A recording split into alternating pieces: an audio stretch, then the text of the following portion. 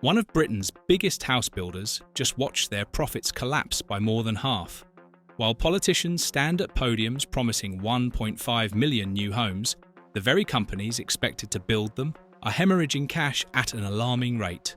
This isn't some isolated corporate stumble you can ignore. If you're trying to buy your first home, if you're renting and watching prices climb, if you've got money tied up in property, what's happening right now at Vistry Group should make you sit up and pay attention. Because when a giant starts to fall, the ground shakes for everyone standing nearby. If you want to stay ahead of everything happening in the UK property market and understand how these seismic shifts will hit your wallet, smash that like button and subscribe to Property Reporter.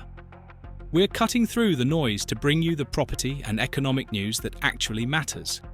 Vistry Group just posted numbers that would make any investor's stomach drop. Pre-tax profits didn't just dip, they crashed 55% to a mere £40 million in the first half of 2025. We're not talking about some struggling startup here. Vistry owns Bovis Homes, Countryside and Linden Homes.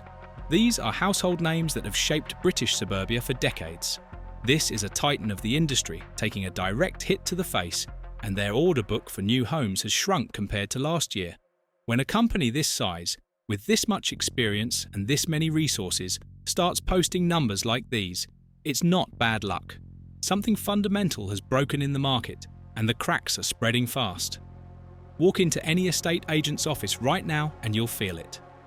There's a strange paralysis gripping potential buyers across the country. Economic uncertainty has turned the housing market into a standoff where nobody wants to make the first move. People are frozen, caught between wanting a home and being terrified of affordability. You'd think the promise of interest rate cuts would get them moving, but it hasn't. The Bank of England can hint all they want, but buyers aren't biting. The confidence simply isn't there. People are holding back, waiting for some magical moment of clarity that might never come. And while they wait, this cautious sentiment is strangling the entire supply chain. Builders can't sell, so they stop building. Suppliers can't deliver materials to sites that aren't operating. The whole machine is grinding to a halt because buyers won't pull the trigger. Now here's where it gets really interesting. The UK government has made a bold commitment to deliver 1.5 million new homes in England by 2029.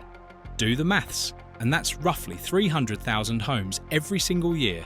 It's an ambitious target that sounds great in a manifesto.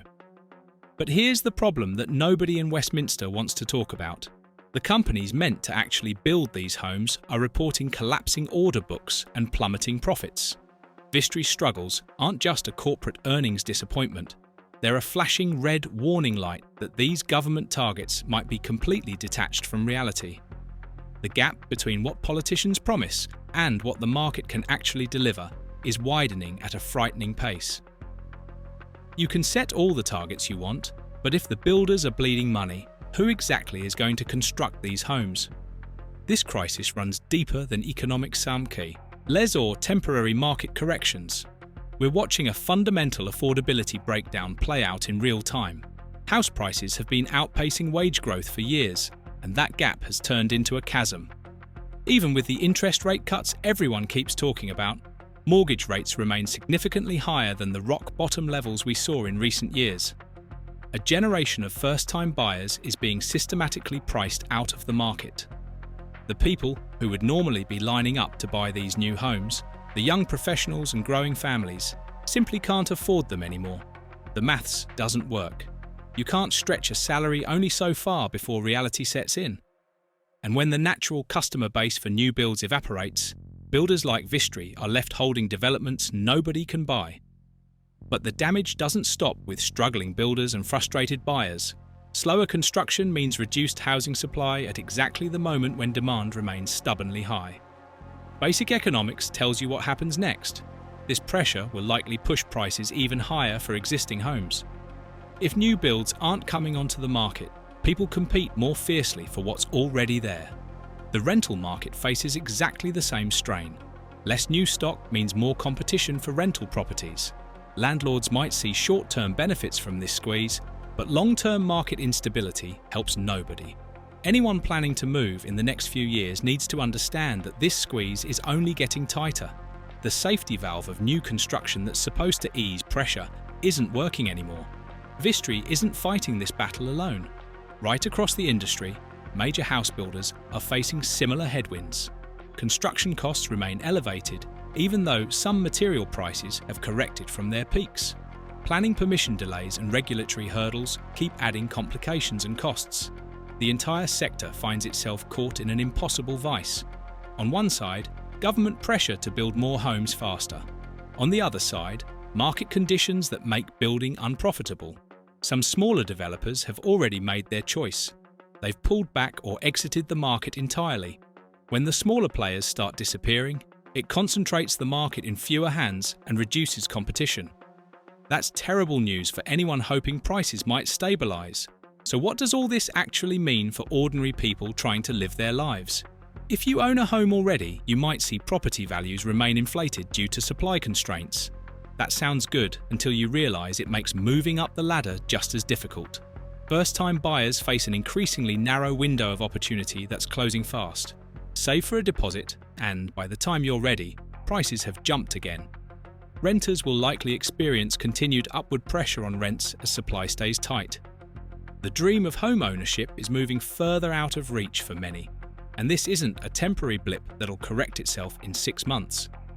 These are structural issues baked into the market that could define housing for years to come. Vistry's 55% profit collapse is so much more than a corporate earnings story buried in the financial pages. It's a symptom of a housing market caught between impossible political targets and brutal economic reality.